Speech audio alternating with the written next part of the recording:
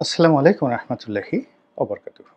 সম্মানিত দর্শক, বাংলাদেশে এই মুহূর্তে যদি সবচেয়ে আলোচিত কোনো শব্দ থাকে, সেই শব্দটি হলো চাঁদা, চাঁদাবাজি। আর কোনো আকর্ষণীয় পুরুষ বা আকর্ষণীয় নারী যদি কেউ থাকেন, তিনি হলেন চাঁদাবাজ অথবা চাঁদাবাজিনী, মানে মহিলা চাঁদাবাজ। চাঁদা নিয়ে কবিতা রচনা হচ্ছে, চাঁদা নিয়ে গান হচ্ছে, চাঁদা নিয়ে স্লোগান হচ্ছে। টুপি মাথায় দেওয়া অলি আল্লাহ গাউস কুতুব, তারাও চাঁদাবাজ নিয়ে কথা বলছেন। আর যারা চাঁদাবাজ তারাও কথা বলছেন, এবং যারা চাঁদার সম্রাট তারাও চাঁদা নিয়ে কথা বলছেন।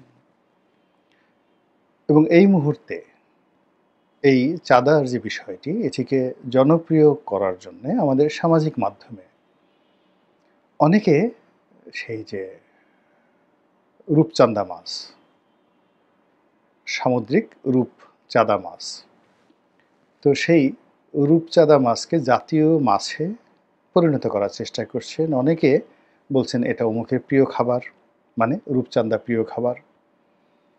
তারপরে আবার ওই যে আমাদের যে জ্যামিতি বক্স, তো জ্যামিতি বক্সের মধ্যে একটা অর্ধ চন্দ্রাকৃতির যে একটা প্লাস্টিকের যে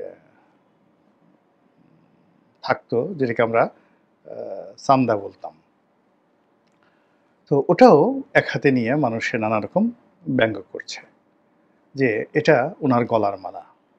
জ্যামিতি বক্সের ওই চান্দা ওনার গলার মালা। আর চাঁদা মাছ, রূপচাঁদা মাছ, যেটাকে আমরা আঞ্চলিক ভাষায় চান্দা বলি, চান্দা মাছ রূপচান্দা বলি, সেই রূপচান্দা এখন অমুকের প্রিয় খাবার, গণেশের প্রিয় খাবার, গদার প্রিয় খাবার, ঘসেটি বেগমের প্রিয় খাবার, এরকম নানা রকম কথাবার্তা বলা হচ্ছে চাঁদা নিয়ে। তখন মনে হলো যে আমাদের দেশে চাঁদ নিয়ে অসাধারণ একটা সুন্দর কবিতা রয়েছে, যে শিশুকে চাঁদ দেখাচ্ছে মা, আয় আয় চাঁদ মামা টিপ দিয়ে যা, চাঁদের কপালে চাঁদ টিপ দিয়ে যা। তো শিশু যিনি রয়েছেন মাতৃ কোলে, তাকেও চাঁদের সঙ্গে তুলনা করা হচ্ছে। আর চাঁদকে বলছে যে আমার হাতে যে চাঁদ রয়েছে, মানে শিশুটি রয়েছে, এই শিশুর কপালে চাঁদ তুমি তোমার আকাশ থেকে নেমে এসে একটা চুম্বন দিয়ে যাও। এখন পৃথিবীর সারা দুনিয়ার যত চাঁদাবাজ আছে, বাংলাদেশের চাঁদাবাজদের এখন এত রমরমা অবস্থা। বাংলার মানুষ এখন এই যে যারা চাঁদাবাজ আছেন তাদেরকে স্যালুট করছেন, তাদেরকে তোয়াজ করছেন, তদবির করছেন, ভয় পাচ্ছেন। যারা দুর্বল চিত্তের মানুষ তারা পুজো অর্চনা করছেন, তাদেরকে পীর মানছেন, তাদেরকে মুর্শিদ মানছেন।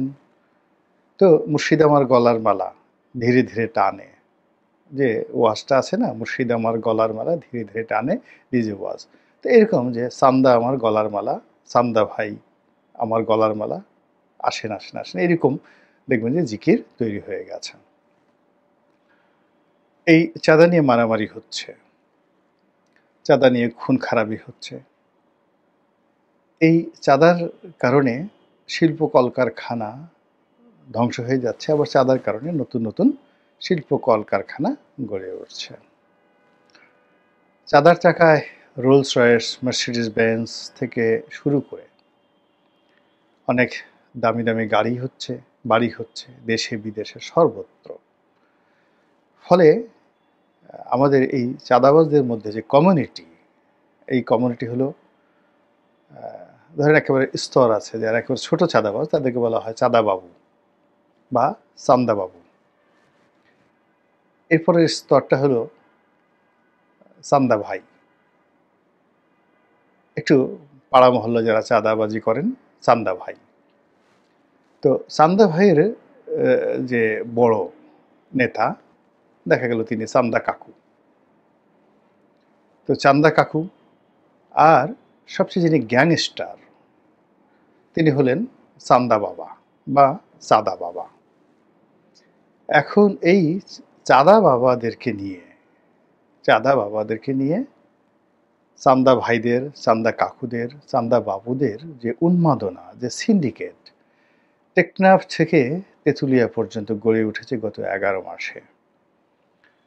এবং এই সিন্ডিকেটের মধ্যে বিভিন্ন গ্রুপ রয়েছে। আকাশে যেভাবে তারকাপুঞ্জদেরকে নিয়ে নীহারিকা রয়েছে, গ্রহাণুপুঞ্জ রয়েছে, গ্যালাক্সি বা মিল্কওয়ে রয়েছে, তেমনি এখন বিভিন্ন রাজনৈতিক শক্তি, অরাজনৈতিক শক্তি, যারা অস্ত্রবাজি করেন, সে অস্ত্রবাজি, আন্ডারওয়ার্ল্ডের যারা ডন, সবাই এরকম আলাদা আলাদা একটা চাঁদার বলয় তৈরি করে ফেলেছেন। এবং একটি চাঁদার গ্যালাক্সি আরেকটি চাঁদার গ্যালাক্সির সঙ্গে সংঘর্ষে জড়িয়ে পড়ছেন।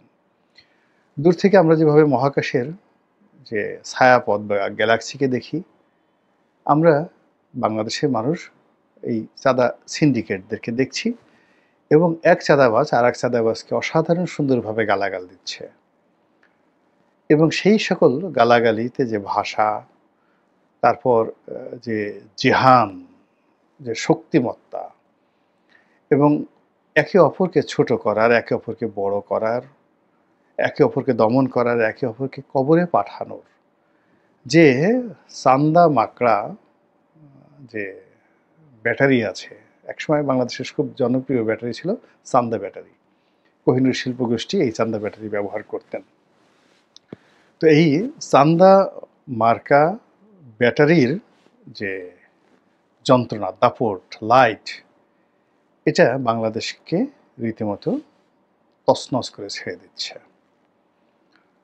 আর এর ফলে কি হলো, রাজনীতির যারা বড় বড় মশহুর ব্যক্তি, তারা একে অপরকে কিভাবে চান্দাবাজ বলে গালি দিচ্ছেন এবং কিভাবে তাদেরকে ঘায়েল করছেন, তারা গত আমরা কয়েক সপ্তাহে দেখেছি। তো এই যে চান্দা সংক্রান্ত যে অর্থনৈতিক কর্মকাণ্ড, এটিকে আমরা এতক্ষণ যা কিছু বললাম কল্পনা, সেই কল্পনার জগৎ থেকে আমরা যদি বাস্তবে নিয়ে আসি, তাহলে ধরুন চরমোনাই পীর সাহেব, জামাত, এনসিপি, তারপরে বিএনপি, তার সঙ্গে সঙ্গে আরও অনেক ছোটোখাটো যারা দল রয়েছেন, যারা ওইভাবে সন্ত্রাস করতে পারেন না, কিন্তু তারাও চাঁদা কালেকশন করেন। তো এই যে চাঁদাবাজি, সেই চাঁদাবাজির মধ্যে যে প্রতিযোগিতা শুরু হয়ে গেছে যে কে কত বেশি কালেকশন করতে পারে এবং কতটা ইউনিক উপায়ে এই চাঁদাবাজি তারা করতে পারেন, ওটার উপরে এখন তাদের সফলতা নির্ভর করছে। যেহেতু বিএনপি সবচেয়ে বড় দল, ফলে এই সিন্ডিকেটে তাদের অংশগ্রহণ বেশি থাকবে।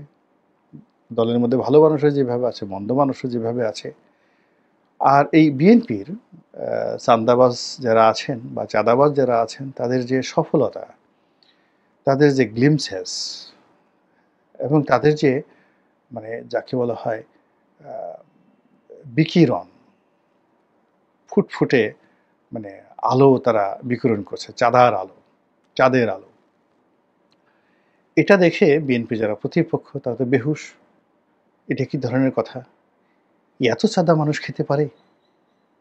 আরে বাবা খাও, আমাদেরকে একটু দিয়ে ঠিয়ে খাও, ভাগাভাগি করে খাও। তা না করে তোমরা একটা পুরোটাই খেয়ে ফেলছো, আর একবারও আমাদের কথা চিন্তা করছো না। নিজেরা চাঁদাবাজি করে নিজেরা মরে যাচ্ছ, আর আমরা যে চাঁদা না পেয়ে মরে যাচ্ছি এই দৃশ্য তোমরা ভাবছো না। ফলে কি হলো, বিএনপিকে, যারা বিএনপির ভালো মানুষ তাদেরকে সহ একেবারে বিএনপি যারা শীর্ষ নেতৃবৃন্দ রয়েছেন, তাদেরকে এই চাঁদা সিন্ডিকেটে জড়িয়ে কলঙ্কিত করার জন্য বিএনপির প্রতিপক্ষ যারা আছেন তারা মাঠে নেমে গেছেন। অন্যদিকে বিএনপি যখন এই বদনাম দুর্নামে একেবারে ক্ষত বিক্ষত, ঠিক সেই সময়টিতে তারাও তাদের প্রতিপক্ষ তাদেরকে চাঁদাবাজ বানানোর জন্য নানা রকম যাকে বলা হয় ন্যারেটিভ তারা তৈরি করে ফেলেছেন। তাদের বক্তব্য হলো চিনি চিনি চিনি, মুখে দাঁড়িয়ে আছে, কিন্তু তলে তলে তো তুমি চাঁদাবাজি করো। তুমি গরিব মানুষদেরকে ভুলিয়ে ভাপিয়ে তাদেরকে জাহান্নামের ভয় দেখাও, শয়তানের ভয় দেখাও, তারপরে শেষে তাদেরকে জান্নাতের লোভ দেখাও, লোভ দেখিয়ে তাদের কাছ থেকে চাঁদা কালেকশন করো, এবং সেই চাঁদা দিলে তুমি তাদেরকে ফু দাও, চাঁদা না দিলে ফু দাও না। এগুলোকে আমরা বুঝি না। এবং তোমরা জিকির করো, আশকার করো, মাহফিল করো, যা কিছু করো, সব কিছুর মূলে রয়েছে চাঁদাবাজি। এবং সেই চাঁদাবাজিকে তোমরা হাদিয়া বলো, সেই চাঁদাবাজিকে তোমরা আরও অনেক কিছু বলো, কিন্তু আলটিমেটলি তোমরা চাঁদাবাজ। ফলে তোমরা যেভাবে আমাদের গোপন অঙ্গে বাঁশ ঢুকানোর চেষ্টা করছো, আমরাও ছাড়ব না, আমাদেরও বাঁশ আছে। দরকার হলে বাঁশ আমদানি করব, জাপান থেকে আমদানি করব, তারপরে চায়না থেকে আমদানি করব। এমন পিচ্ছিল বাঁশ কোন জায়গাতে যে ঢুকিয়ে দেবো টেরই পাবা না।